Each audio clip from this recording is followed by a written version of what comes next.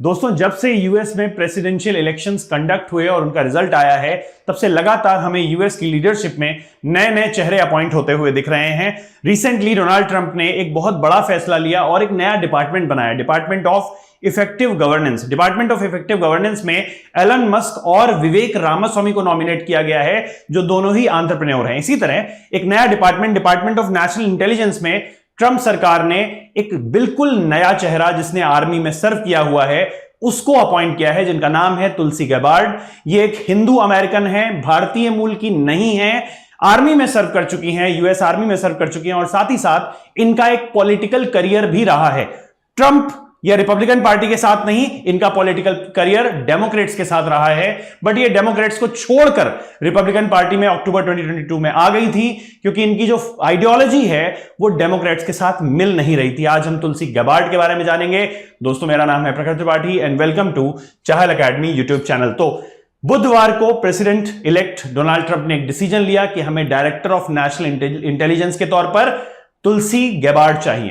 तुलसी Gabbard को जाना जाता है उनकी मिलिट्री ओवररीच के ऊपर जो आइडियोलॉजी है उसको लेकर, साथ ही साथ यूएस की जो फॉरेन पॉलिसी है डेमोक्रेट्स के टाइम के दौरान, वो खासकर यूएस की फॉरेन पॉलिसी को लेकर काफी ज्यादा क्रिटिकल रही हैं। गैबार्ड एक लेफ्टिनेंट कर्नल के तौर पर आर्मी में सर्व कर चुकी हैं।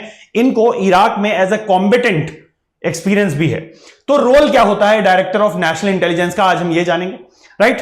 तो डायरेक्टर ऑफ नेशनल इंटेलिजेंस, इसको एस्टैब्लिश किया गया था आफ्टर 9/11, क्योंकि हमें इंटेलिजेंस अथॉरिटीज डेवलप करनी थी, एक ऐसी बॉडी बनानी थी जो कि एक फॉर्मल स्ट्रक्चर पर काम करे to improve intra agency cooperation. Worldwide जितनी भी एजेंसीज है ना, इंटेलिजेंस एजेंसीज, उनके कोऑपरेशन के लिए डायरेक्टर ऑफ नेशनल इंटेलिजेंस बनाया गया था, जिससे कि इंटेलिजेंस रिलेटेड कोई भी फेलियर आगे चल के हमें ना देखनी पड़े, बिकॉज 9/11 जो था वो एक मेजर इंटेलिजेंस फेल्योर था, right. The position is pivotal in shaping US security policies including counter terrorism and cyber security efforts. Counter terrorism और साइबर सिक्योरिटी के लिए भी इसका अपॉइंटमेंट किया था। The DNI also plays a key role in identifying foreign interference in US elections. US elections में foreign interference को identify करने का काम भी डायरेक्टर ऑफ नेशनल इंटेलिजेंस का ही होता है। तुलसी गैबार्ड भारतीय मूल की नहीं है। उन्होंने अपनी एक स्पीच में इस चीज को क्लियर किया था, क्योंकि अधिकतर लोग ये सोच रहे थे कि तुलसी गैबार्ड भारतीय मूल की है, राइट। तो उन्होंने बोला था नहीं, मैं अमेरिका में ही मेरा जन्म हुआ, अमेरिका में ही मेरी परवरिश हुई और मैंने अमेरिका में ही सर्व किया है। तो तुलसी गैबार्ड का जन्म समोआ, अमेरिकन समोआ में हुआ था and she was raised in हवाई, right. She served in the Army National Guard for over 20 years, including deployments in Iraq and Kuwait. Right? Kuwait में भी इन्होंने सर्व किया है. She also received a combat medical badge in 2005 for her service during Operation Iraqi Freedom 3. Right? Her military experience complements her intelligence responsibilities in the new role. Intelligence के लिए जो जो requirements होती हैं, उसमें अगर मिलिट्री एक्सपीरियंस है तो वो और ज्यादा उसको कॉम्प्लीमेंट करता है, क्योंकि इनका मिलिट्री करियर रहा है, इनको पता है कि मिलिट्री कैसे ऑपरेट करती है। इसलिए यूएस की मिलिट्री सर्विसेज से रिलेटेड डिसीजंस भी ये ज्यादा अच्छे से ले पाएंगी।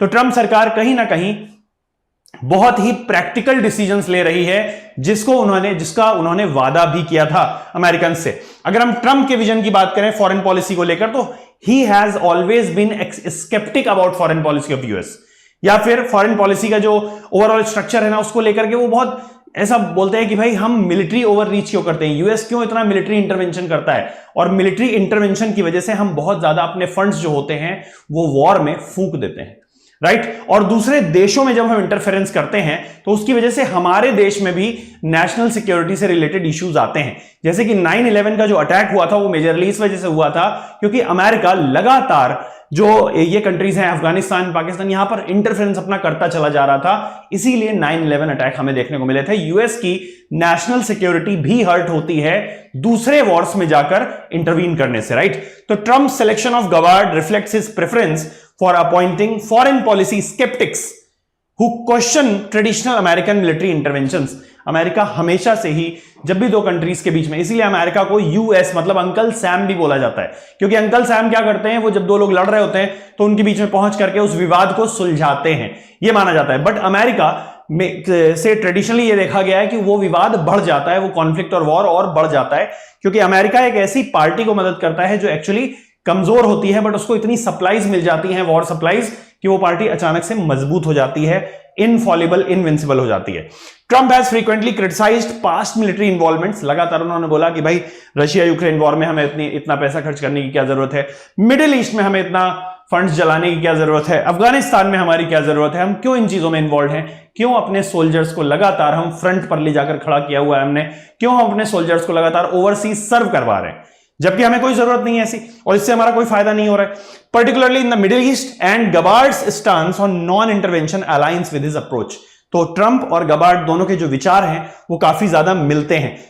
Of peace through strength and scepticism of military overreach, कि अपनी मिलिट्री को दूसरे देशों में भेजकर हम अपने देश का भी नुकसान करते हैं इकोनॉमिकली और नेशनल सिक्योरिटी को भी कहीं ना कहीं हर्ट करते हैं। गबार्ड की अगर पॉलिटिकल करियर की बात करें तो इन्होंने अपना पॉलिटिकल करियर शुरू किया था विद डेमोक्रेट्स, राइट। तो she initially represented Hawaii second district as a Democrat but switched parties in 2022 में इन्होंने रिपब्लिकन पार्टी ज्वाइन करी क्योंकि इनको ऐसा लगा कि भाई कहीं ना कहीं जो डेमोक्रेट्स हैं वो वोक आइडियोलॉग्स से बहुत ज्यादा प्रेरित हैं और साथ ही साथ they are elitist warmongers, right. वो फालतू में वॉर में इन्वॉल्व रहना, वॉर में अमेरिका को इन्वॉल्व रखना, इन सब चीजों पर बिलीव करते हैं। तो उन्होंने डेमोक्रेटिक पार्टी को छोड़ दिया था। Tulsi Gabbard's political journey has been marked by her independent thinking, right. उनको जब पार्टी सही नहीं लगी तो उन्होंने पार्टी छोड़कर दूसरी पार्टी ज्वाइन कर ली।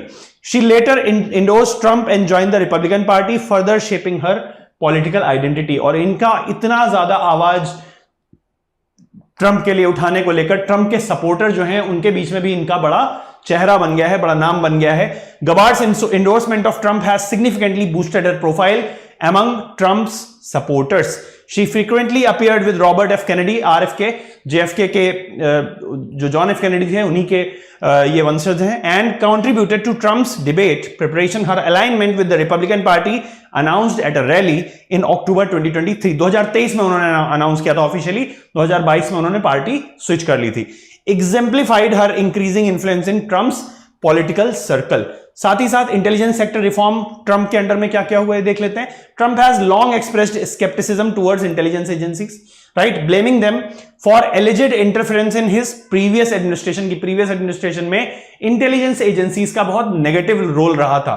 सेकेंड टर्म एजेंडा यह है कि it includes significant restructuring of US intelligence with N emphasis on routing out corruption with in the national security and intelligence apparatus. ठीक है, इसी के ऊपर अगर मैं एलन मस्क और विवेक रामास्वामी के स्टेटमेंट की बात करूं तो एलन मस्क ने रिसेंटली ये बोला था कि भाई हमारी गवर्नमेंट में काफी ज्यादा गवर्नमेंट वेस्ट कलेक्ट हो गया है और उस गवर्नमेंट वेस्ट को हमें डिस्पोज ऑफ करने की जरूरत है, right. Vivek Ramaswamy on the other hand says कि जो वेस्ट कलेक्ट हो गया है उस पर हम इजी नहीं रहेंगे, उस पर हम जेंटल नहीं रहेंगे, बहुत हार्शली हम उन लोगों को बाहर करेंगे जो करप्शन करेंगे, राइट। तो इफेक्टिव गवर्नेंस में देखते हैं कि इस इफेक्टिव गवर्नेंस डिपार्टमेंट जो है उसको इंटेलिजेंस एजेंसीज को भी रिव्यू करने को मिलता है या नहीं, या फिर intelligence agencies department of effective governance के परव्यू से बाहर रहती हैं, राइट। गबार्ड का रोल अगर मैं बोलूं तो she will manage 18 intelligence organisations ensuring inter agency cooperation and overseeing crucial national security areas like counter terrorism and cyber security. वो और क्या करेंगी? She will also be responsible for the president's daily brief, a key intelligence summary. Despite her lack of senior government experience, her military background is seen as an asset for the role. Gabbard की अगर progressive stance की हम बात करें foreign policy पर तो 2020 में जब उन्होंने डेमोक्रेटिक प्रेसिडेंशियल इलेक्शन में कैंपेन किया था तो Gabbard emphasised a progressive agenda that focused on ending American military involvement in the Middle east. उन्होंने चूंकि इराक में सर्व किया था, उन्होंने मिलिट्री की परेशानियां देखी थी, तो उनका यह मानना था कि हमें फालतू में मिडिल ईस्ट में इंटरफेयर नहीं करना चाहिए, अमेरिका को अपने ट्रूप्स को मिडिल ईस्ट से वापस बुलाना लेना चाहिए। She also argued that US foreign interventions had destabilized the region. Middle East destabilize हो चुका है, compromising national security as well. Her stance aligns with Trump's criticisms of past foreign policies and military actions abroad कि क्यों इस तरीके के decisions लिए गए। Conclusion ये है कि भाई she has been appointed as the director of national intelligence and she has skeptical approach towards the foreign policy and military overreach policy, right. तो हमें इसमें सिग्निफिकेंट चेंजेस देखने को मिलेंगे, इसका इंपैक्ट इंडिया पर भी पड़ेगा क्योंकि मिडिल ईस्ट रीजन में बड़े बड़े चेंजेस आएंगे इसकी वजह से। जो डिसीजंस ये लेंगे उसका इंपैक्ट इंडियन ओशन रीजन में भी हमें देखने को मिलेगा। अगर अमेरिका का इन्वॉल्वमेंट मिडिल ईस्ट में कम होता है तो कहीं ना कहीं चाइना का इंफ्लुएंस मिडिल ईस्ट पर बढ़ने लगेगा। इससे हमारे मिडिल ईस्ट के साथ, अरब कंट्रीज के साथ रिश्ते कैसे रहते हैं यह देखने वाली बात है, क्योंकि अमेरिका अभी तक अरब कंट्रीज के साथ बहुत अच्छे रिश्ते बनाकर चलता था, बट इजराइल के लगातार एग्रेसिव होने की वजह से अब अरब कंट्रीज भी जो हैं वो अमेरिका से दूर जा रही हैं। रिफ्ट देखने को मिल रहा है हमें, और कहीं ना कहीं इस चीज को कैशिफाई करना चाहेगा चाइना। तो जैसे ही अमेरिका अपना मिलिट्री इंटरवेंशन बाकी सभी जगहों से वापस खींचेगा, चाइना उन जगहों पर आर्म सप्लाईज और ये सारी चीजें बढ़ा सकता है। ये एक मौका है कि हम इस रीजन को पीसफुल स्टेबलाइज करने के लिए इन सारी कंट्रीज से बात करें, इनको कॉन्सिक्वेंसेस के बारे में समझाएं, जो भी जियोपॉलिटिकल चेंजेस आ रहे हैं उसके बारे में। So this was our discussion regarding the appointment of director of national intelligence Tulsi Gabbard in America.